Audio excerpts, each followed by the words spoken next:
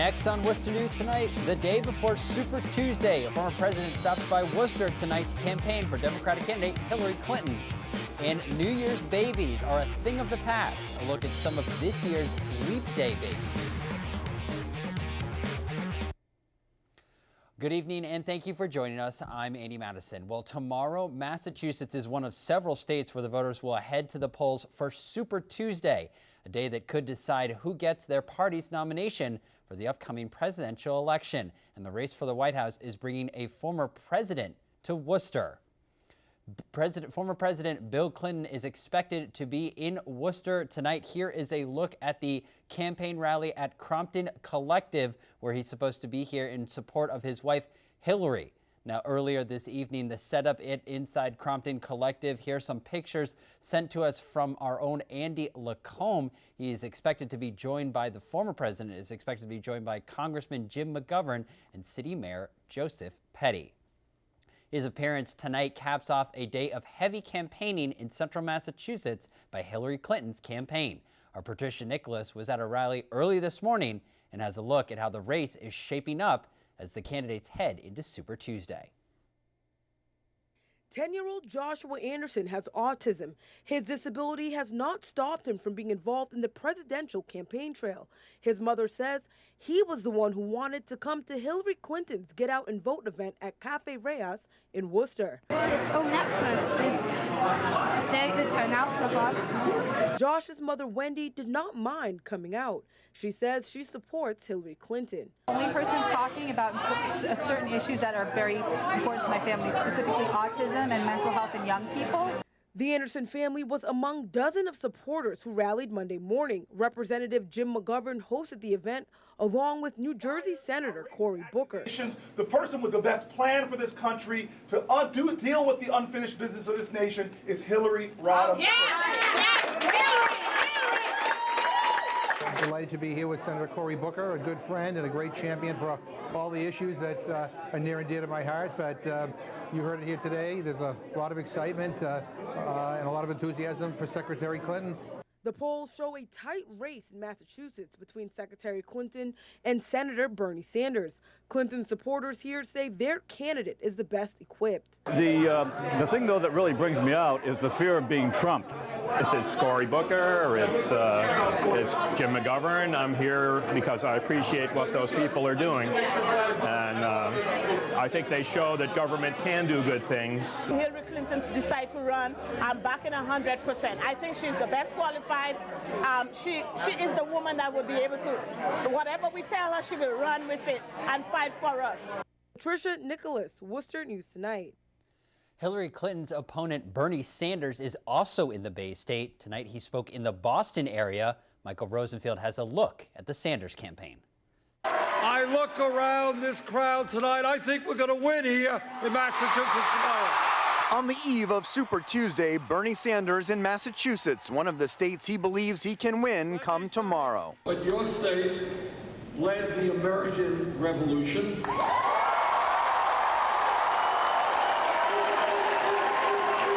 it is time for Massachusetts to lead the political. On the agenda tonight, familiar topics from his stump speech, making college more affordable, taking big money out of politics, and expanding Social Security. You know, a great country is measured not by the number of millionaires and billionaires it has. It is measured on how we treat the weakest and most vulnerable. Voters packed the gym at Milton High School to hear the senator speak. Most already decided he's their candidate. How come Bernie and not Hillary? Do you have an hour? Well, I don't trust Hillary anymore. What do you like about him? What does he bring to the table? Honesty, genuineness. I like the fact that he is able to look at how things are being done right in other countries and other parts of the world and says we could bring that here, we could do that here. That was our Michael Rosenfield reporting. Now, on the Republican side, Suffolk Poll shows Donald Trump is a heavy favorite in Massachusetts. The survey shows Trump with a commanding lead at 43%. Marco Rubio is a distant second with 20%, John Kasich at 17%. Taking a look at the weather now, today was the warmest leap day ever on record in Worcester. These are some shots from Green Hill Park earlier this afternoon.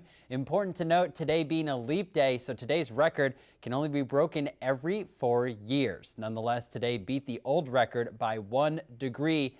The high temperature was a beautiful 57 degrees. The old record was set back in 1976. So far this winter, Worcester has seen 28 days with temperatures over 50 degrees. Well, New Year's babies always get a lot of attention for being the firstborn to bring in the new year. However, being born on a date that happens once every 4 years, February 29th, is a very exclusive group. And today we caught up with 2 new additions to the Leap Day Babies Club. It's a day these 2 families won't ever forget. We thought he was going to come closer to the due date because he's the first baby. But, yeah, my water broke on Saturday, so we had to be induced on Sunday. At first, I didn't want Leap Day baby at all, but I got to the point where I just wanted the baby, and he's healthy, so. But it's fun. It's a fun day for him.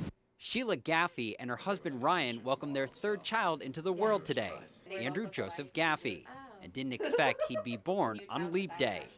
Next year, they say they'll celebrate his birthday during the month when he was born. It'll be the 28th, which is when I went into labor, and then every 4 years he'll get 2 birthdays, so he's kind of a special guy. This way. 2 rooms down, Mario and Kristen Flashlick also gave birth on Leap Day. Theodore Matthew Flashlick is their first child. I didn't know leaping was an expression. Yeah. Just now. It's special. So I don't know anyone personally who was born on the 29th. Both families say they plan to throw 2 parties for their children every 4 years. A special celebration for 2 babies who share a birthday on a day that comes as often as the presidential election. Every 4 years, they kind of really live it up and have a special time. Now, you may have noticed that one of those 2 babies was named Andrew. No word if any other Leap Day babies born today were named after any member of the Worcester News Tonight news team. Well, a break in the hit-and-run case from this past weekend that left 2 people in the hospital.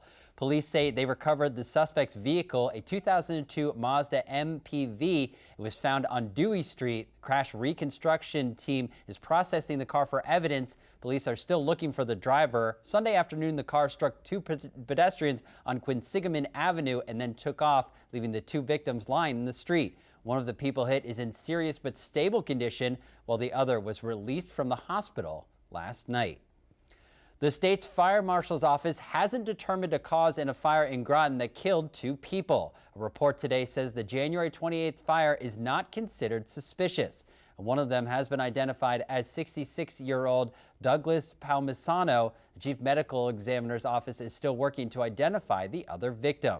State Fire Marshal Peter Ostrowski says there were no signs of working smoke alarms or carbon monoxide detectors inside the house. A report today also stated that the fire was not considered suspicious. In economic news, a new hotel is digging in near Worcester's Union Station, aiming to capitalize on what the city is calling positive momentum in Worcester. The city and representatives from Homewood Suites broke ground at Washington Square Monday afternoon.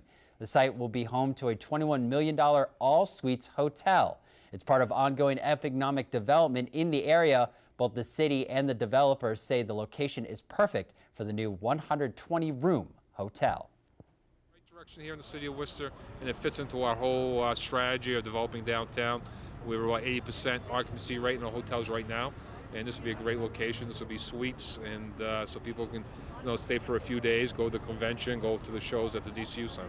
Being the 2nd largest city in Massachusetts, 9 or 10 colleges and universities, a growing biotech and higher education research facility like UMass really convinced us that Worcester was on the move, and it was a place that we should look at.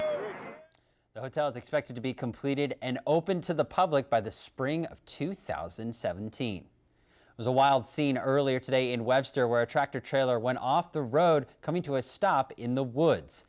Take a look. This was the scene earlier this evening on 395 around 3 o'clock this afternoon. That's 395 northbound in Webster. Massachusetts State Police say they expect the recovery to take a while. 395 was down to one lane for a little while. Still no word on whether on the condition of the driver or what caused the accident. Worcester became a city on this day 168 years ago. Today, residents had a chance to celebrate the city's unique Leap Day birthday. Our Brittany Schaefer was there for the big party. Dozens celebrate Worcester's 168th birthday with cake on City Hall Common. The party, the city's first public birthday event, was the brainchild of a 19-year-old. I think that's one of the great things about Worcester. We're a big city, but yet we're small enough that even a citizen or college student who's got a good idea can bring it to city government, and we can listen and we can act on it. There's a lot of great things to look forward to in the future, and so to have somebody that's young and engaged already really bodes well for the city. Evan Corrigan has lived in Worcester his entire life. The celebration he helped create included music, food trucks, and a wall where residents could write their wishes for Worcester. It makes me happy to see that all this stuff going on in the city, and I want to make my home a place that's even better because it's a place I'm proud of. City manager Ed Augustus says it seems fitting Worcester would be established on February 29th in a leap year. We like to be different in Worcester. We don't like to just kind of go along like everybody else. So it's just another kind of unique thing about Worcester.